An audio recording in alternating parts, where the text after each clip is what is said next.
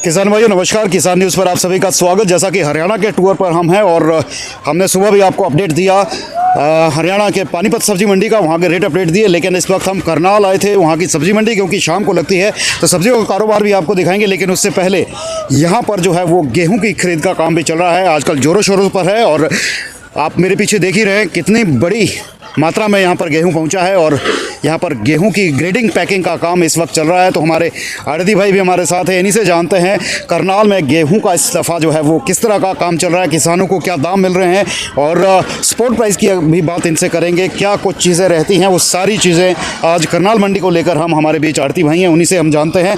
पहले तो भाई साहब आपको राम राम। राम राम जी राम। शुभ नाम आपका? रघुवीर लठर। रघुवीर जी पहले तो ये बताएं ये मंडी कितनी बड़ी है, गेहूं का कारोबार जो है वो कैसा होता है यहाँ? ये मंडी जो है ना 110 एकड़ में है जी, जिसमें अनाज मंडी, सब्जी मंडी और घास मंडी सारी एक ही जगह गवर्नमेंट ने एक ही जगह बना दी है। जी, ये नई मंडी बनी है अभी? ये नई मंडी बनी थी 2000 में। अच्छा। चौटाला साहब के राज में बनी थी। चौधरी देवीलाल ने जो है ना ये साइड वगैरह बनाई थी। तो कितना का फर्क पड़ा 2000 में जब ये मंडी खुली उसके बाद से? कारोबारी गतिविधियाँ कैसी हुई? किसानों को क्या फ़ायदा मिला, व्यापारियों को क्या फ़ायदा मिला? किसानों को ये फायदा मिलेगा तो यहाँ जाम की स्थिति नहीं होती। इतनी बड़ी मंडी है, खुला अनाज गिरता है, कोई दिक्कत नहीं आती, लोडिंग भी होती रहती है और अनाज आता भी रहता है, पैक भी होता रहता है साथ के साथ। तो कहाँ से गेहूँ आता है यहाँ? यहाँ उत्तर प्रदेश और अपना सारा हरियाणा में जहाँ जहाँ भी नज़दीक है वहाँ से आता है। हरियाणा उत्तर प्रदेश का भी आता है। तो रेट क्या चल रहा है इस बार? गवर्नमेंट का MSP है 2125 रुपये। ठीक है, तो 2125 रुपये किसान को मिल रहे हैं जी। और आड़तियों की तरफ से क्या दिया जा रहा है?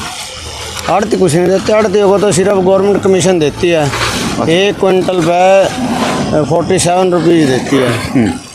नहीं, गवर्नमेंट ने जो रेट डिसाइड किया है सिर्फ वही दाम लगते हैं या फिर उससे ऊपर नीचे भी लगते हैं दाम? नहीं, नीचे भी लगते हैं ऊपर भी लगते हैं, अगर थोड़ा सा क्वालिटी का भी हिसाब है। और दूसरी बात ये है कि अगर किसान की बढ़िया फसल है तो उसको कोई प्राइवेट वाला लेता है। गवर्नमेंट का तो एक ही दाम अच्छा हो या थोड़ा मीडियम हो, गवर्नमेंट का तो एक ही MSP है। तो ये गवर्नमेंट के लिए आप यहाँ पर परचेसिंग कर रहे हैं या फिर प्राइवेट बेचने के लिए? नहीं, ये तो सारा का सारा गवर्नमेंट पर, जैसे ये गाड़ियाँ खड़ी हैं ये सारी लोड होके इस पे एफड पे और FCI में चली जाती हैं। उनके जो है ना गोडाउन है वहाँ पे स्टोर होता है, उसके बाद गवर्नमेंट जैसे जैसे डिवाइड करती है। तो जिम्मेदार खुश है, हमारा किसान भाई खुश है जो ये रेट मिलता है स्पॉट प्राइस पे? क्या इससे काम चलता है? जिम्मेदार का तो खर्चे बहुत ज़्यादा है, ये दवाई है, खाद है, सारे खर्चे बहुत ज़्यादा। जिम्मेदार तो खुश है नहीं जी, लेकिन किसान की मजबूरी है कि भाई मैंने तो ये काम करना और तो उसके पास कोई साधन नहीं है।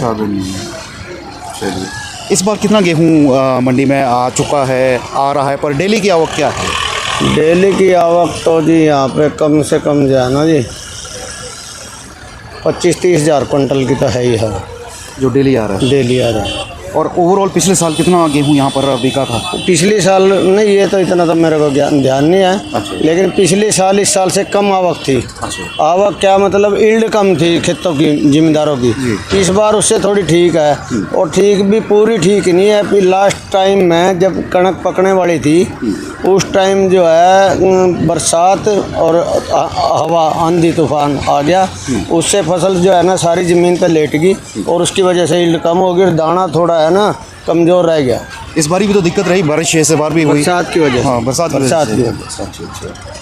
तो यहाँ पर हिमाचल के साथ कैसा कोऑर्डिनेशन रहता है? हिमाचल से भी माल यहाँ पे आता होगा, सब्जी आती होगी? नहीं, ये तो ऐसा है जब यहाँ पे मान ले कोई रेट तेज हो जाता है, यहाँ की सब्जी ख़त्म हो जाती है तो हिमाचल से तो आता रहता है क्योंकि वहाँ पे ज़्यादा सब्जी का काम है जी। तो यहाँ की अगर फसल ज़्यादा है यहाँ पे तो फिर इतना किराया भर के कौन लाएगा, कौन फिर उसको खरीदेगा? तो ये तो रेट के ऊपर डिपेंड करता है। हमारी ज़रूरत की चीज़ भी है, ज़्यादा रेट होगा तो फिर इसको आम आदमी खरीद भी नहीं पाएगा। नहीं खरीदते तो है, मजबूरी है। जैसे गोभी कई बार 100 रुपये किलो है तब भी खरीदते हैं लोग, जब 10 रुपये किलो है तब भी खरीदते हैं। चलिए, हरियाणा सरकार को क्या कहना चाहेंगे हमारे चैनल के माध्यम से? हरियाणा सरकार को हम ये कहेंगे एक तो किसानों की जो है ना कर्जा माफ़ किया जाए और आने वाले टाइम में ऐसा समाधान किया जाए कि इन पर कर्जा ना हो, कर्जा माफ़ करके आगे ऐसे साधन किए जाएं कि इन पर आगे ये कर्जा ही ना हो। किसान, हर किसान जो है ना कर्जा ही है, एक भी किसान ऐसा नहीं है, चाहे वो 100 एकड़ का हो, चाहे वो 1 एकड़ का हो, कोई भी किसान ऐसा नहीं है जो कर्जाई ना हो। पर सरकार भी तो बाबूजी कर्जे में ही है, सरकार भी तो कर्जा ही लेके आगे। सरकार ने तो देखो सरकार अपने इलेक्शनों पर और ऐसी ऐसी गलत फजूली वो करते हैं, तो उसमें सरकार की जिम्मेवारी है, मेरी तो जिम्मेवारी नहीं है। मैं तो किसान के नाते, आड़ती के नाते, दोनों के नाते से कह रहा हूँ भाई गवर्नमेंट ने जो है ना ऐसे साधन करने चाहिए कि जब से देश आज़ाद होया किसान अमीर क्यों नहीं होया, बाकी सब अमीर हो गए। किसान ने क्या कमी की?